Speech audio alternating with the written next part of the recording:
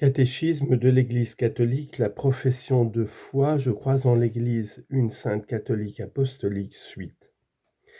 La participation des laïcs à la charge sacerdotale du Christ, numéro 901. Les laïcs, en vertu de leur consécration au Christ et de l'onction de l'Esprit Saint, reçoivent la vocation admirable et les moyens qui permettent à l'Esprit de produire en eux des fruits toujours plus abondants. En effet, toutes leurs activités, leurs prières et leurs entreprises apostoliques, leur vie conjugale et familiale, leurs labeurs quotidiens, leur détente d'esprit et de corps, s'ils sont vécus dans l'Esprit de Dieu, et même les épreuves de la vie, pourvu qu'elles soient patiemment supportées, tout cela devient offrande spirituelle, agréable à Dieu par Jésus-Christ. Première lettre de Pierre, chapitre 2, verset 5. Et dans la célébration eucharistique, ces offrandes rejoignent l'oblation du corps du Seigneur pour être offertes en toute piété au Père. C'est ainsi que les laïcs consacrent à Dieu le monde lui-même, rendant partout à Dieu dans la sainteté de leur vie un culte d'adoration.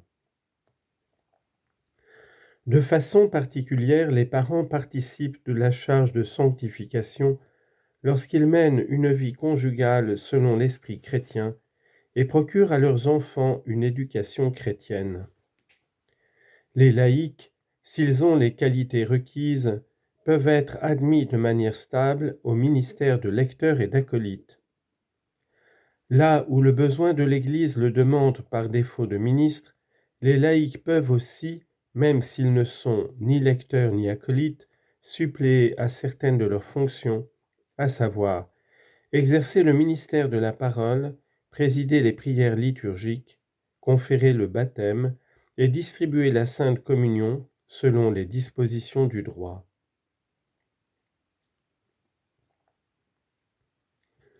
Leur participation à la charge prophétique du Christ. Le Christ accomplit sa fonction prophétique non seulement par la hiérarchie, mais aussi par les laïcs, dont il fait pour cela des témoins, en les pourvoyant du sens de la foi et de la grâce de la parole. Citation de saint Thomas. Enseigner quelqu'un pour l'amener à la foi est la tâche de chaque prédicateur et même de chaque croyant. Leur mission prophétique, les laïcs l'accomplissent aussi par l'évangélisation, c'est-à-dire l'annonce du Christ faite par le témoignage de la vie et par la parole. Chez les laïcs, cette action évangélisatrice prend un caractère spécifique et une particulière efficacité du fait qu'elle s'accomplit dans les conditions communes du siècle. Cet apostolat ne consiste pas dans le seul témoignage de la vie. Le véritable apôtre cherche les occasions d'annoncer le Christ par la parole, soit aux incroyants, soit aux fidèles. Ceux d'entre les fidèles laïcs qui en sont capables et qui s'y forment peuvent aussi prêter leur concours à la formation catéchétique, à l'enseignement des sciences sacrées, aux moyens de communication sociale.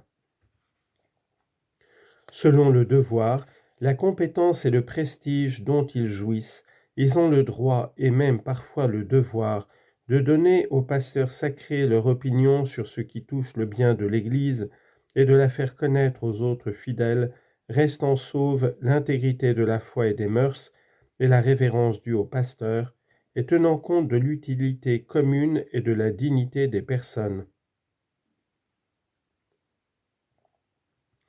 Leur participation à la charge royale du Christ.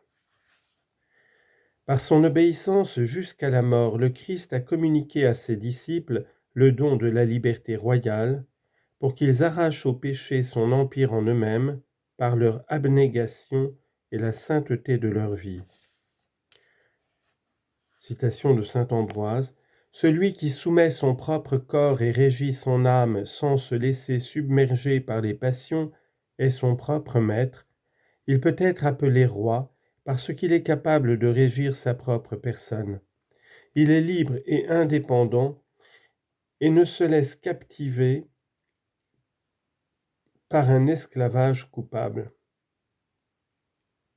Fin de citation.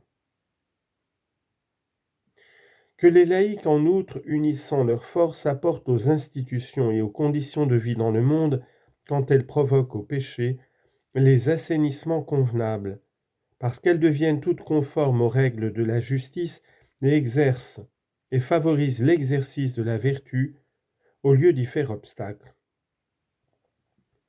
En agissant ainsi, ils imprègnent de valeurs morales la culture et les œuvres humaines.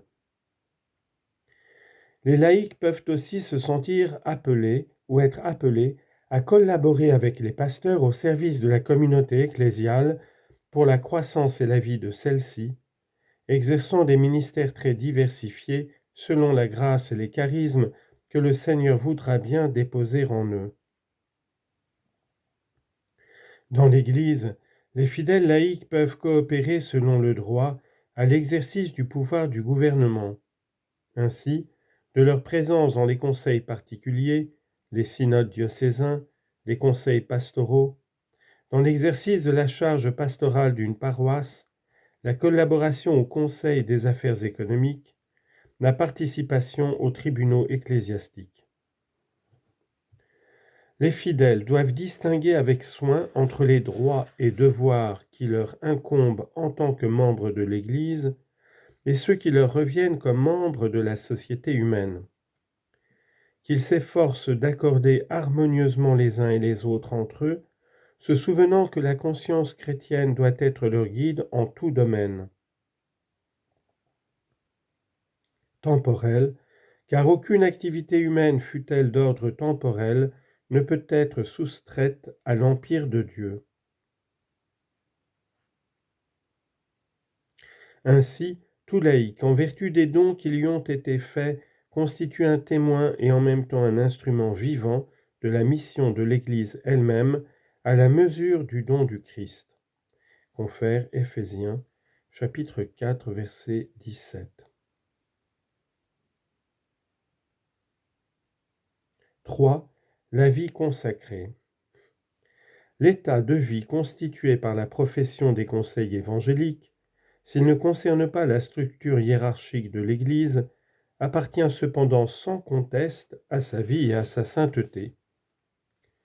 Conseil évangélique, vie consacrée. Les conseils évangéliques sont, dans leur multiplicité, proposés à tout fidèle, à tout disciple du Christ. La perfection de la charité à laquelle tous les fidèles sont appelés comporte pour ceux qui assument librement l'appel à la vie consacrée l'obligation de pratiquer la chasteté dans le célibat pour le royaume, la pauvreté et l'obéissance. C'est la profession de ces conseils dans un état de vie stable, reconnu par l'Église, qui caractérise la vie consacrée à Dieu.